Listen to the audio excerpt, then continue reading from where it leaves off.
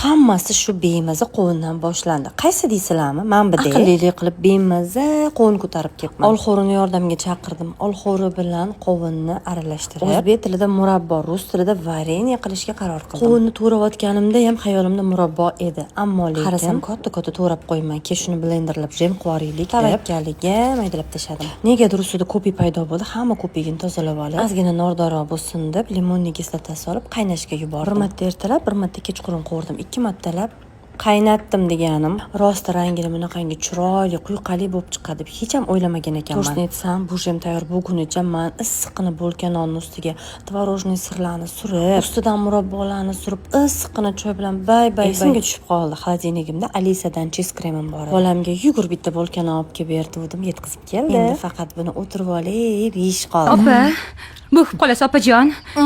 Voy bo'ldi qiling, qo'yib qo'ying, shuni oplar, bo'lib qolasiz. Voy bo'ladi. Voy mazasi qochib qoladi, opa. Nima qildim? Voy bo'ladi.